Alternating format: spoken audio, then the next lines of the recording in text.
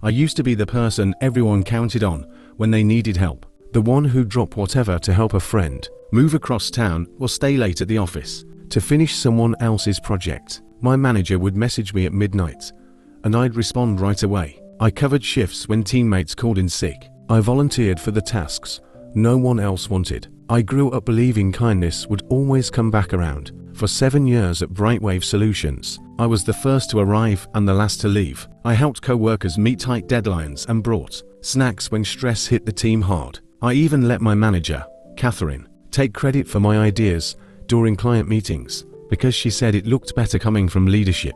When my mom was diagnosed with a chronic illness last year, I asked Catherine if I could work remotely 3 days a week so I could take her to medical appointments. She sighed and said, "We really need you in the office, but I suppose we can make this arrangement for a little while." I was so grateful that I doubled down on my work on the days I was in the office to keep everything running smoothly. Mom's treatment was supposed to take 8 months, but after 4 months, Catherine called me into her office. She said the remote setup wasn't working. The team needed me physically present every day, and besides, it had been long enough. I explained that Mom was only halfway through her treatment. She couldn't drive, and I was her only support. Catherine just stared until I looked down and said, "I understand." The next week, I drained my savings to hire caregivers and transportation for Mom.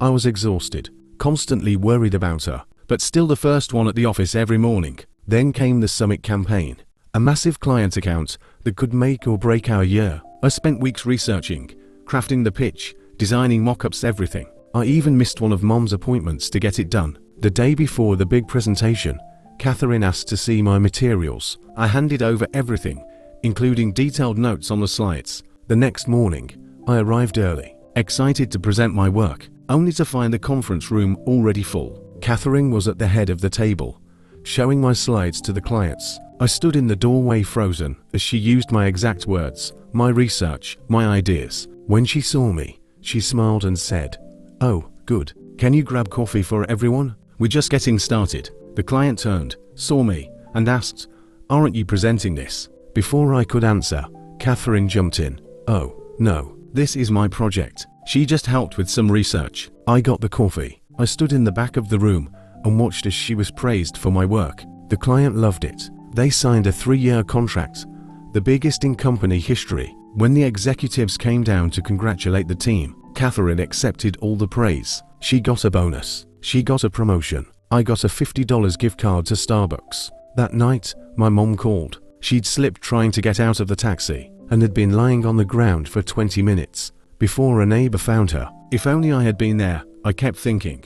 2 days later, Brightwave Solutions held a celebration for the Summit campaign deal. Catherine was given an award. I stood and clapped with everyone else. Then came the announcement that made everything stop. Catherine would now head a new division, created specifically for the Summit account, and she needed a strong team. She spent 10 minutes talking about the qualities she was looking for, then announced her first hire, Ryan, a guy who had been with the company for 6 months and hadn't contributed a single thing to the project. I sat there stunned as everyone congratulated him. Then Catherine looked at me and said, "I need those quarterly reports by the end of the day. I know you won't let me down." Something broke inside me. 7 years. 7 years of saying yes, of staying late, of missing time with my sick mom. 7 years of watching others take credit for my work. 7 years of being nice. Karma. I stood up, walked to the bathroom, and stared at myself in the mirror. My hands were shaking. I barely recognized the woman looking back at me. That was the moment, that exact moment, when I decided being nice wasn't working anymore. I walked back into that celebration with a strange calm I'd never felt before. It was like watching myself from outside my body. As I approached Catherine, who was laughing with the executives about plans for the new division, I tapped her on the shoulder and said, "I need to speak with you right now." She gave me that patronizing smile, the one that said, "Not now, sweetie. The adults are talking."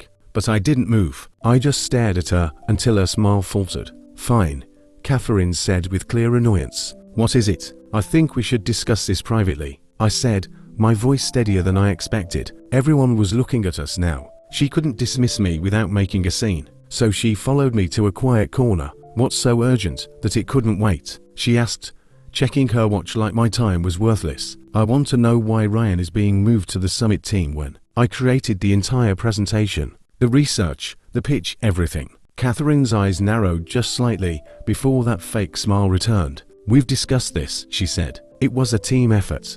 And as your manager, I decided how to allocate the resources. I felt something bubbling inside me. Something hot and unfamiliar.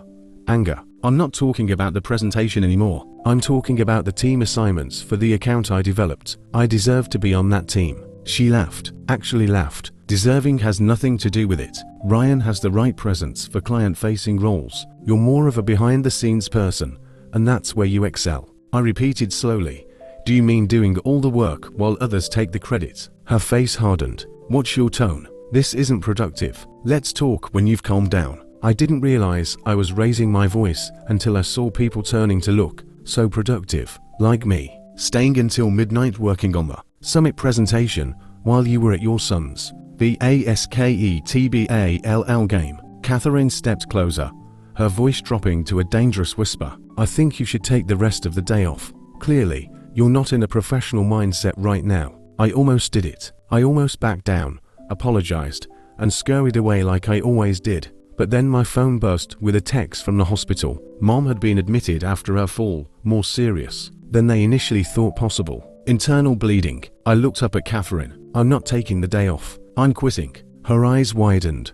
What? You're quitting? I'm done being your workhorse. I'm done watching you take credit for my ideas. I'm done sacrificing my family for this job, where I'm neither valued nor respected. Her tone shifted immediately, softer now.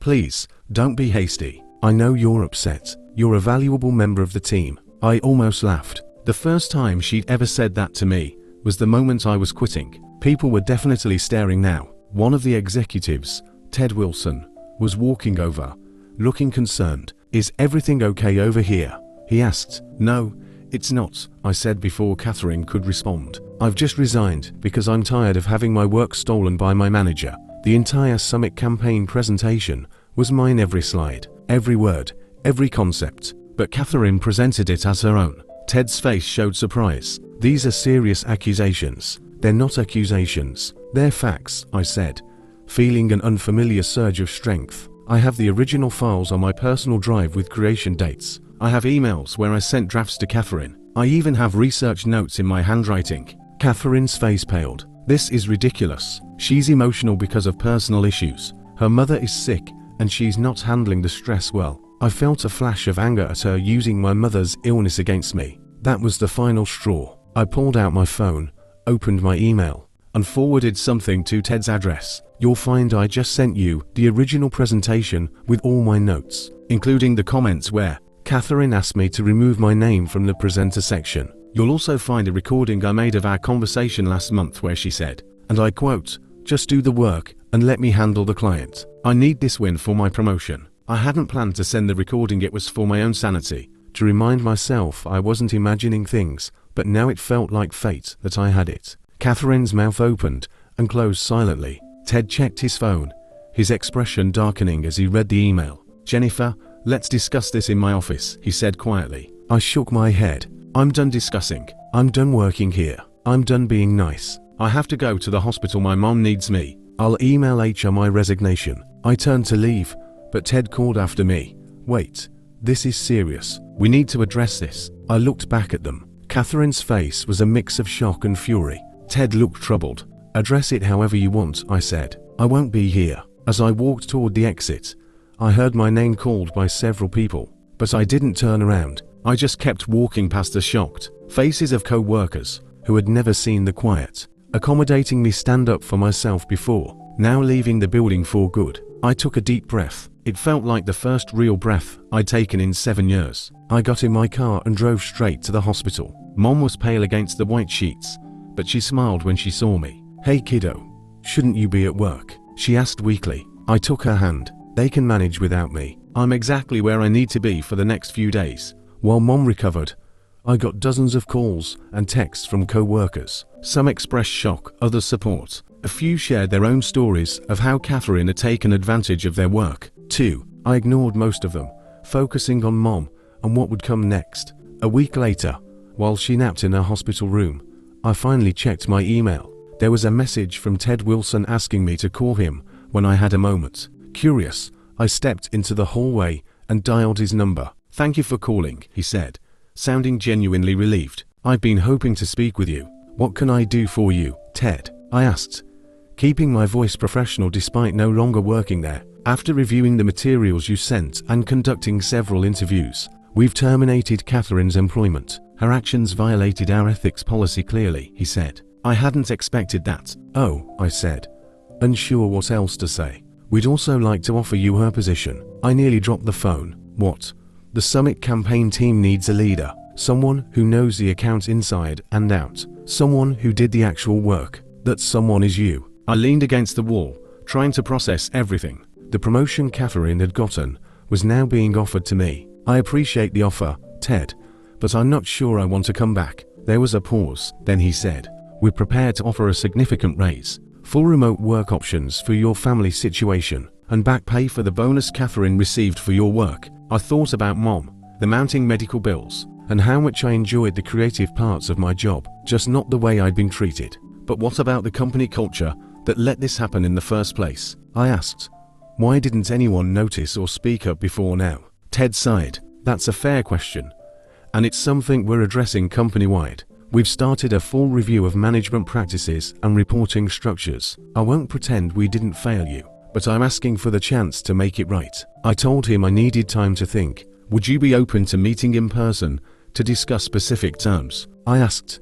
He agreed immediately. That night, I sat beside Mom's bed as she slept, my mind racing. Going back after such a dramatic exit felt impossible, but starting over somewhere new while Mom was still dealing with her chronic illness seemed just as daunting. Mom woke and caught me deep in thought. "Penny, you're miles away. What's on your mind?" I told her everything about Catherine, quitting, and the unexpected job offer. She listened quietly, as she always did when I finished. "What do you want to do, sweetie?" she asked softly. "I don't know," I admitted. "Part of me wants to go back and prove I can lead without becoming like Catherine, but part of me wants to walk away and start fresh." She nodded thoughtfully. "Both are valid, but let me ask you this. When did you feel most like yourself this past week?" I thought about it. That moment I finally stood up to Catherine, stopped being a doormat. "Exactly," Mom said. "You don't have to decide right now whether to take the job, but whatever you choose, don't go back to being the old you, the one who let people walk all over her." The next day, I met with Ted and laid out my conditions. Full remote work flexibility during Mom's treatment, a team of my choosing, and most importantly, a company-wide attribution policy to ensure everyone got credit for their work. To my surprise, he agreed to everything. I started my new role the following month, working mostly from Mom's house, while she recovered.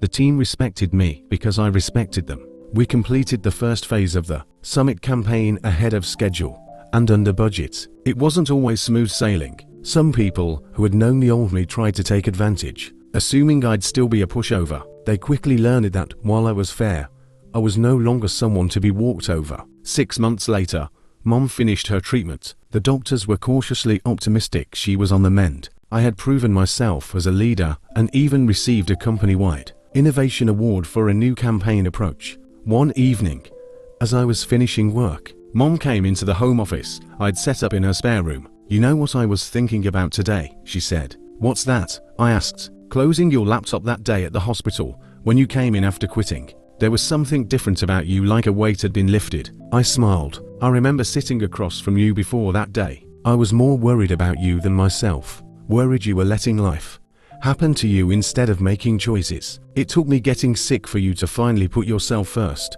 Tears pricked my eyes. "I'm sorry it took so long," I whispered. She reached over and squeezed my hand. "Don't be. We all learn our lessons when we're ready. I'm just glad you learned this one while I'm still here to see it." We sat in comfortable silence for a moment before she added, "Your father would be proud of you. He never took crap from anyone either." That made me laugh. Mom certainly wasn't a pushover. Late that night, I found myself thinking about the person I used to be, always saying yes, always putting everyone else's needs before my own. I didn't hate that person. She was kind and well-intentioned, but she was also afraid.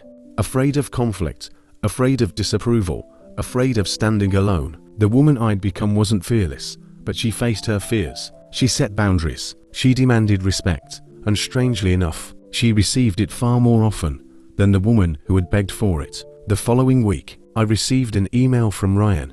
He'd been reassigned after I took over and was now working under another manager who apparently made Catherine look positively angelic in comparison. His email asked if I had any openings on my team. He'd heard I was a fair boss who gave credit where it was due. I stared at the message for a long time, thinking about how desperate I had once been for recognition, how I would have jumped at any chance to work for someone who truly valued me. Part of me wanted to ignore the email and let him feel some of what I had felt, but that wasn't who I wanted to be either.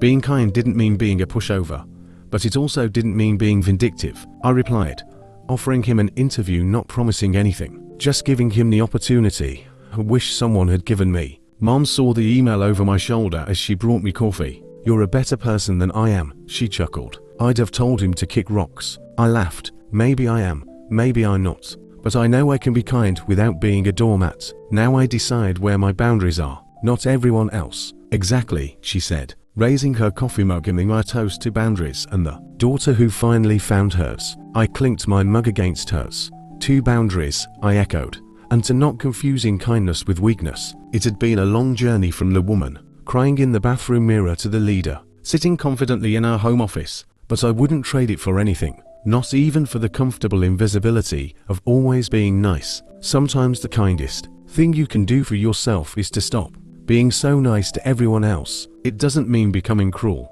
It just means making room for your own needs alongside others. That moment in the bathroom, when I decided being nice wasn't working anymore, wasn't the end of kindness. It was the beginning of self-respect. And remarkably, those two things could exist side by side, if you're brave enough to make space for both. 2 years later, I'm still at Brightwave Solutions, now a director. I've built a team known for both excellence and ethics. We credit each contributor by name on every project, large or small. We've become the division everyone wants to work for. Mom's chronic illness is under control, and while the road hasn't been easy, I've learned how to lead, both at work and at home. He's taken up golf and complains non-stop about his swing. Every year, he shows up at the office holiday party and tells embarrassing stories about me. Last month, Catherine applied for a position in my department. She didn't recognize my married name on the job posting until she walked into the interview room and saw me sitting there. Her face flickered through about 5 emotions in just a few seconds. I kept it professional. I conducted the interview, asked relevant questions, and thanked her for her time. I didn't hire her, not out of spite, but because there were better candidates, people who valued collaboration and integrity. As she turned to leave, she hesitated at the door. "You've changed," she said quietly. I smiled. "Yes, I have. Thank you for noticing." She looked puzzled. "You're thanking me?" "Yes. If you hadn't pushed me to my breaking point, I might never have found my strength. So, in a strange way, you helped me become who I needed to be." She didn't know how to respond, so she just nodded and left. That night, I told Mom about the interview. She laughed, slapping her knee. The look on her face must have been priceless. It was, I admitted. But you know what's funny? I actually meant what I said to her. I'm grateful in a weird way. Mom nodded knowingly. Sometimes our worst moments lead to our best decisions. I think about that moment you had in front of the bathroom mirror, the tear-streaked face, the shaking hands, the certainty that something had to change. It was rock bottom, I said, but it was also the foundation I built everything else on. So when people ask you, when you decided being nice wasn't working anymore, she said gently, what do you tell them? I smiled. I tell them it wasn't about stopping being nice. It was about starting to be nice to myself, too. And that has made all the difference.